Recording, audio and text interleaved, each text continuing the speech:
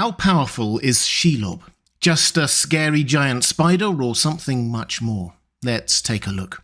Hi everyone, this is Robert. Welcome to In Deep Geek. On this channel we cover Tolkien's legendarium in nerdy detail, as well as other great fantasy worlds like A Song of Ice and Fire and The Witcher. Welcome. Shelob is one of the scariest monsters in The Lord of the Rings. Spider-like, which already creeps out quite a few of us, massive, ancient, and attacking in the dark. We experience her through Frodo and Sam's eyes, who know nothing of what she is or what she wants, other than that she wants to capture and eat them. And though we obviously know how the story goes after that, when the books were originally published, it was the encounter with Shelob that Tolkien chose to leave us with as a cliffhanger.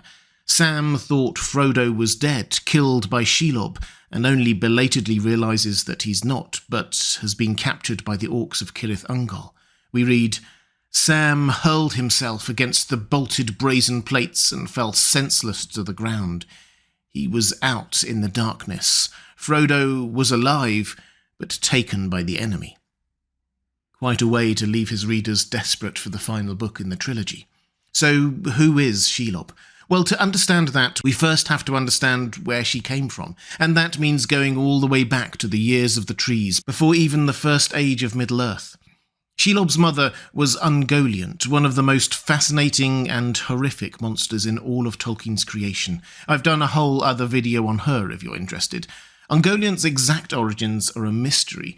The Eldar talk of her emerging from the blackness that surrounds the earth. In a ravine she lived, and took shape as a spider of monstrous form, weaving her black webs in a cleft of the mountains. There she sucked up all light that she could find, and spun it forth again in dark nets of strangling gloom, until no light more could come to her abode, and she was famished. Ungoliant strikes an unholy alliance with Morgoth, and goes with him to suck the light out of the two holy trees of Valinor.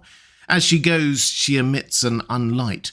Not a darkness as an absence of light, but an unlight. And as she sucks in the light, she grows more and more powerful.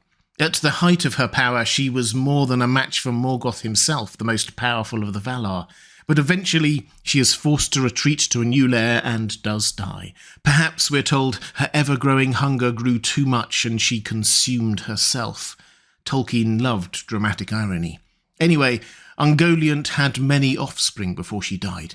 These weren't just like her, it would appear, but were still deadly, foul creatures. Shelob, we're told, was the last child of Ungoliant to trouble this unhappy world. This tells us a lot. First, she is very old, almost immortal, it would appear. Second, although we're not told that Shelob was the greatest or most powerful of Ungoliant's children, the fact that she survived for so long and they did not must count for something. And of course, the fact that she is Ungoliant's child must also count for something. Something of Ungoliant's essence must have been passed down, not just her spider-like shape. After Ungoliant had gone, and before the world was changed once more at the end of the First Age, Shelob left the valley of Nan Dungotheb, where she and her countless siblings had reigned in horror for centuries. Even the water that flowed out from there filled any who drank it with madness and despair.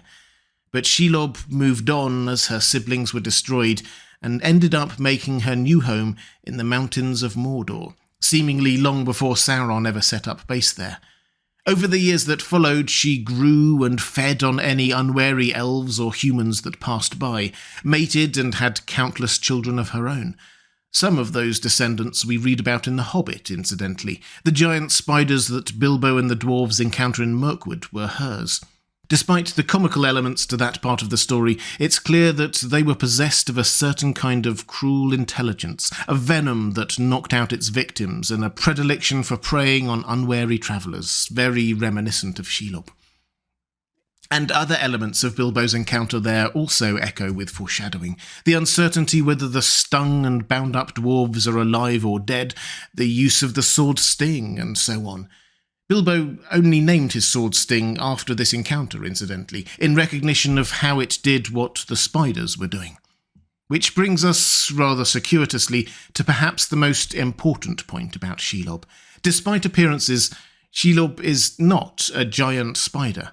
Tolkien drops linguistic clues throughout his descriptions of her. We were talking about how Shelob and her offspring are said to sting. Tolkien uses this particular word repeatedly, but spiders don't sting, they bite. Shelob's eyes were clustered and multifaceted, whereas spiders are not, and normal spiders' skin molts as they grow, whereas Shelob's skin was, we're told, ever thickened from within, with layer on layer of evil growth. So the Shelob we meet at the end of the Third Age was bigger and tougher than the Shelob of the First or Second Age. By the time Frodo and Sam meet her, her hide was tough enough to resist most attacks, and the strings of her webs could not be cut by normal blades. Tolkien was very clear that Shelob was in appearance like a spider, not that she was a spider. And I do wonder whether Shelob inherited something else from Ungoliant, an ability to cause fear. Sam and Frodo's fear is palpable and understandable when they are in her lair, but Faramir is also adamant that attempting to get into Mordor that way was a really bad idea, citing a dark terror that dwelt there. And Shagrat, one of the orcs guarding Cirith Ungol, makes it clear that he would rather be at the mercy of the cruel Nazgul than near Shelob. People are scared of her. Shelob was also clever, and had sculpted her surroundings over millennia to be a perfect killing ground for her. When Sauron moved into Mordor, he trusted her to be an effective guard over what could have been a weak back entrance to Mordor.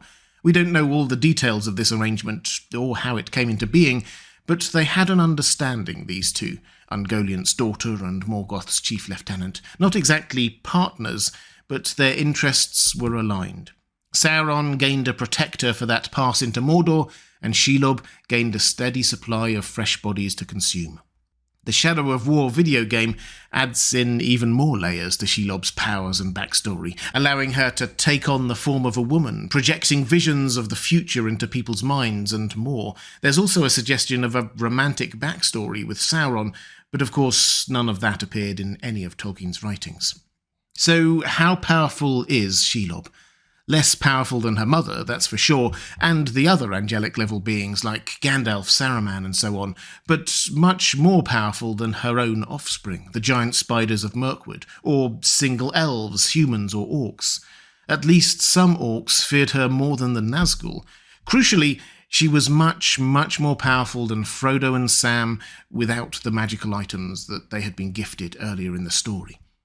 And we should also note that Shelob clearly has a strong gauge of her own limitations, usually taking on only one victim at a time, sticking to her dark tunnels and never seeming to have ambitions to rule beyond her domain in Cirith Ungol. She didn't want to conquer the world, just be the mistress of her own domain, which perhaps makes her even more deadly when faced on her own terms. So, for most denizens of Middle-earth, Shelob was a formidable force, apparently immortal and presumably having killed thousands of foes, a thick skin that is impervious to normal weapons, webs that cannot be cut through, seeing perfectly in inky blackness, a sting that could knock out even tough orcs for days, and an undeniable fear factor, particularly in her own crafted home territory, made to be a perfect killing ground for her. Only magical swords could cut through her webs or pierce her skin, and only pure light could destroy her advantage in the dark. It is this coincidence of possessions, or perhaps we should thank Galadriel's foresight or Uru's providence, that perhaps allowed Frodo and Sam to get past Shelob. Sting, that magical sword, could hurt her, but even then it needed her using all of her own weight and strength pressed down on it as she tried to squash Sam for it to actually do real damage. And the light that blinded her, Galadriel's phial, was no ordinary light. It was light captured from the Star of Eriendil, from the Silmaril on his brow. It was light hallowed by the Valar, holy, pure light.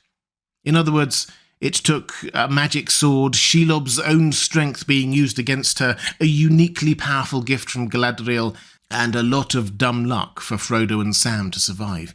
Quite a set of circumstances. And even then, Shelob doesn't seem to have been killed, just beaten back. Shelob may not have been in the highest rank of powerful beings in Middle-earth, but compared to almost everyone else, she was legend. A dark, terrifying legend. If you'd like to see more Lord of the Rings videos like this one, please click on the link appearing on the left of your screen now. Or if you'd like to support this channel, thank you. There's a link to my Patreon page on the right of your screen. Thanks for watching. That's all for this time. I'll see you again soon.